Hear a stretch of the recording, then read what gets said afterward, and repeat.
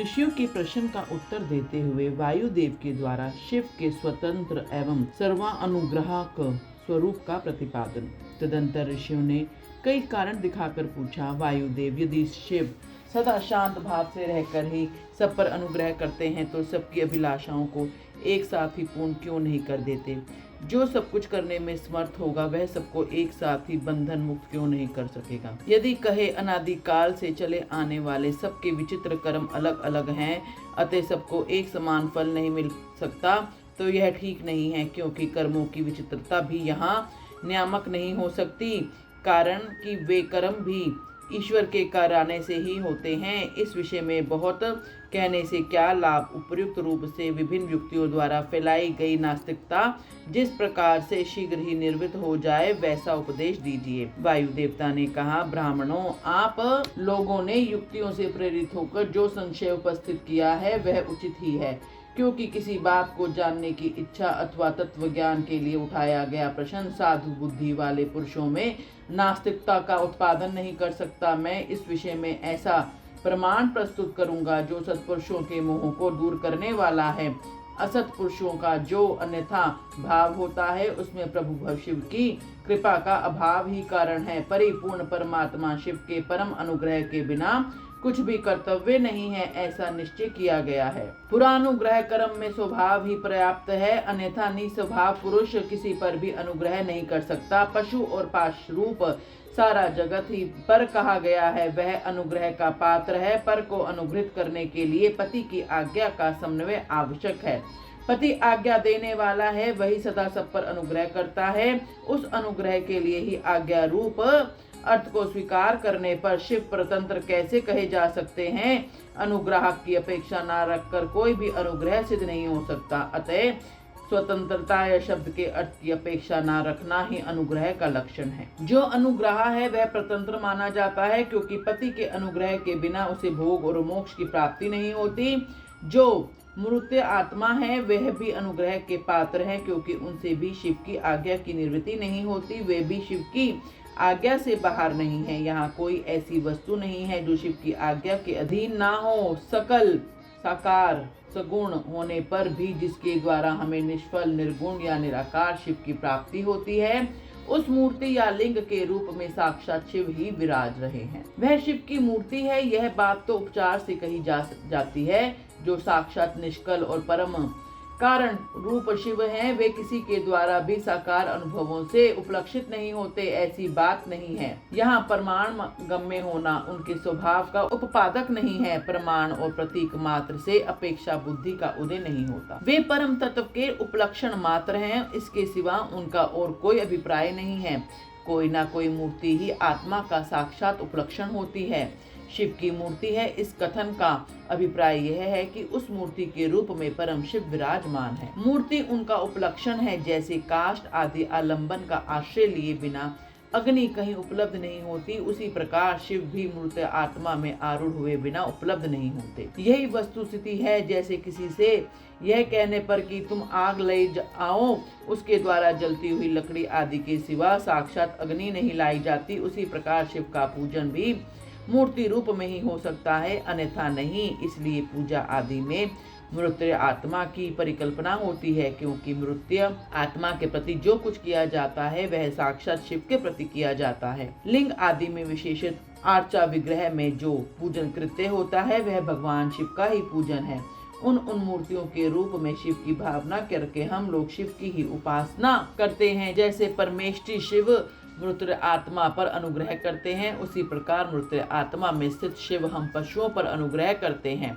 परमेष्टि शिव ने लोगों पर अनुग्रह करने के लिए ही सदा शिव आदि संपूर्ण मृत आत्मा को अधिष्ठित अपनी आज्ञा में रखकर अनुग्रहित किया है। भगवान शिव सब पर अनुग्रह ही करते हैं, किसी का निग्रह नहीं करते, क्योंकि निर्ग्रह करने वाले लोगों में जो दोष होते हैं वे शिव में असंभव हैं। ब्रह्मा आदि के प्रति जो निग्रह देखे गए हैं वे भी श्री कंठ मूर्ति शिव के द्वारा लोकहित के लिए ही किए गए हैं। विद्वानों की दृष्टि में निग्रह भी स्वरूप दूषित नहीं है। जब वह राग द्वेष से प्रेरित होकर किया जाता है तभी निंदनीय माना जाता है। इसलिए दंडनीय अपराधियों को राजाओं की ओर से मिले हुए दंड की प्रशंसा की जाती है। यदि साधु की रक्षा करनी है तो असाधु का निवारण करना ही होगा। पहले साम आदि 3 उपायों से असाधु के निवारण का प्रयत्न किया जाता है। यदि यह प्रयत्न सफल नहीं हुआ तो अंत में चौथे उपाय दंड का ही आश्रय लिया जाता है। यह दंडांत अनुशासन लोकहित के लिए ही किया जाना चाहिए। यही उसके औचित्य को परिलक्षित कराता है। यदि अनुशासन करके विपरीत हो तो यह अहितकर कहते हैं। जो सदा हित में ही रहने लगे हैं उन्हें ईश्वर का दृष्टांत अपने सामने रखना चाहिए। ईश्वर केवल दुष्टों को ही दंड देते हैं, इसलिए निर्दोष कहे जाते हैं। अतः दुष्टों को ही दंड देता है, वह उस निग्रह कर्म को लेकर सत्पुरुषों द्वारा लांछित कैसे किया जा सकता है। लोक में जहाँ कहीं भी विग्रह होता है वह यदि विदेश पूर्वक ना हो तभी श्रेष्ठ माना जाता है। जो पिता पुत्र को दंड देकर उसे अधिक शिक्षित बनाता है वह उससे द्वेष नहीं करता। शिव की आज्ञा का पालन ही हित है और जो हित है उन्हीं का वही उनका अनुग्रह है।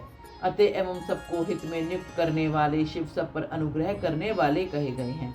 जो उपकार शब्द का अर्थ है उसे भी अनुग्रह ही कहा गया है, क्योंकि उपकार ही हित रूप होता है। अतः सबका उपकार करने वाला शिव सर्वांगनुग्राहक होता है। शिव के द्वारा जड़ चेतन सभी सदा हित में ही नियुक्त होते हैं, परंतु सबको जो एक साथ और एक समान हित की उपलब्धि नहीं होती उसमें उनका स्वभाव प्रतिबंधक है। जैसे सूर्य अपनी किरणों द्वारा सभी कमलों को विकास के लिए प्रेरित करते हैं, परंतु वे अपने अपने स्वभाव के अनुसार एक साथ और एक समान विकसित नहीं होते। स्वभाव भी पदार्थों के भावी अर्थ का कारण होता है, किंतु वह नष्ट होते हुए अर्थ को कर्ताओं के लिए सिद्ध नहीं कर सकता। जैसे अग्नि का संयोग स्वर्ण को ही पिघलाता है, कोयले या अंगार को नहीं, उसी प्रकार भगवान शिव परिपक्व मल वाले पशुओं को ही बंधन मुक्त करते हैं, दूसरों को नहीं।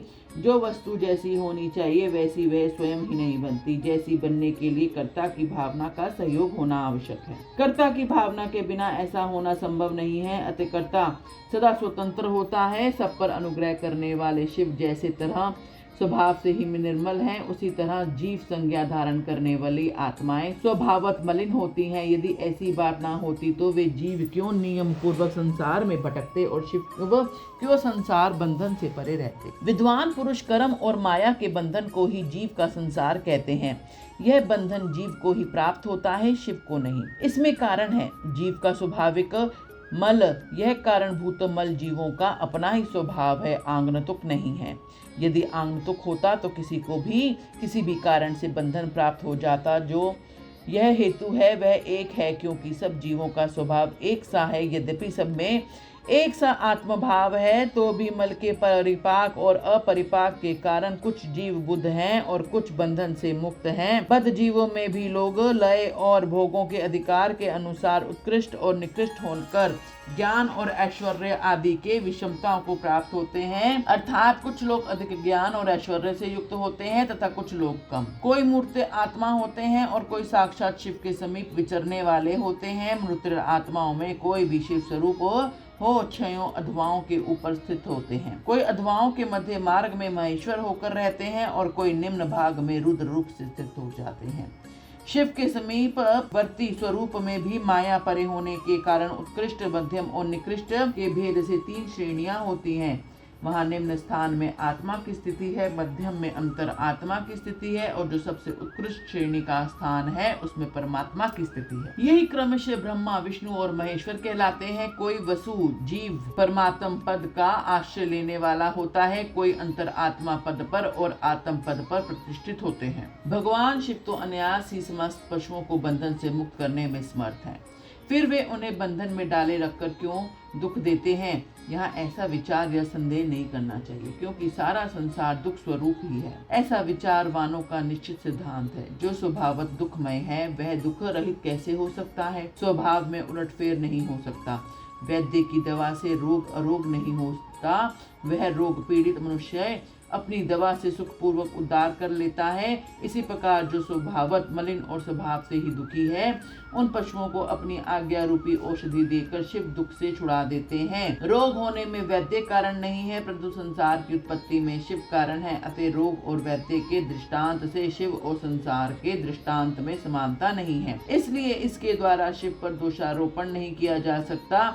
जब दुख स्वभाव सिद्ध है तब शिव उसके कारण कैसे हो सकते हैं। जीवों में जो स्वाभाविक मल है वही उसके संसार में चक्र में डालता है। संसार का कारणभूत जो मल है अचेतन माया आदि है, वह शिव का सानिध्य प्राप्त किए बिना स्वयं चेष्टाशील नहीं हो सकता। जैसे चुंबक मणि लोहे का सानिध्य पाकर ही उपकारक होता है, लोहे को खींचता है, उसी प्रकार शिव भी जड़ माया आदि का सानिध्य पाकर ही उसके उपकार कारक होते हैं, उसे सचेष्ट बनाते हैं। उनके विद्यमान सानिध्य को अकारण हटाया नहीं जा सकता। अतः जगत के लिए जो सदा अज्ञात हैं वे शिव ही उसके अधिष्ठाता हैं। शिव के बिना यहाँ कोई भी प्रवृत्त नहीं होता, उनकी आज्ञा के बिना एक पत्ता भी नहीं हिलता। उनसे प्रेरित होकर ही यह सारा जगत विभिन्न प्रकार की चेष्टाएं करता है, तथापि वे शिव कभी मोहित नहीं होते। उनकी आज्ञा रूपणी जो शक्ति है वही सबका नियंत्रण करती है, उसका सब और मुख है। उसी ने सदा इस संपूर्ण दृश्य प्रपंच का विस्तार किया है, तथापि उसके द्वेष दोष से शिव दूषित नहीं होते। जो दुर्बुद्धि मानव मोहवश इसकी विपरीत मान्यता रखता है वह नष्ट हो जाता है। शिव की शक्ति से वैभव ही संसार चलाता है, तथापि इसमें शिव दूषित नहीं होते। इसी समय आकाश में शरीर रहित वाणी सुनाई देती है, सत्यम ओम अमृतम सौम्यम। इन पदों का यहाँ स्पष्ट उच्चारण हुआ है। इसे सुनकर सब लोग बहुत प्रसन्न हुए, उनके समस्त संशयों का निवारण हो गया तथा उन मुनियों ने विस्मित हो प्रभु पवन देव को प्रणाम किया। इस प्रकार उन मुनियों को संदेह रहित करके भी वायुदेव ने यह नहीं माना कि इन्हें पूर्ण ज्ञान हो गया है, इनका ज्ञान अभी प्रतिष्ठित नहीं हुआ है। ऐसा समझकर ही वे इस प्रकार बोले। वायु देवता ने कहा, मुनियों, परोक्ष और अपरोक्ष के भेद से ज्ञान दो प्रकार का माना गया है। परोक्ष ज्ञान को अस्थिर कहा जाता है और अपरोक्ष ज्ञान को सुस्थिर। युक्ति पूर्ण उपदेश से जो ज्ञान होता है उसे विद्वान पुरुष पुरोक्ष कहते हैं। वही श्रेष्ठ अनुष्ठान से उपरोक्ष हो जाएगा। उपरोक्ष ज्ञान के बिना मोक्ष नहीं होता। ऐसा निश्चय करके तुम लोग आलस्य रहित हो श्रेष्ठ अनुष्ठान की सिद्धि के लिए प्रयत्न करो। बोलो हर हर महादेव।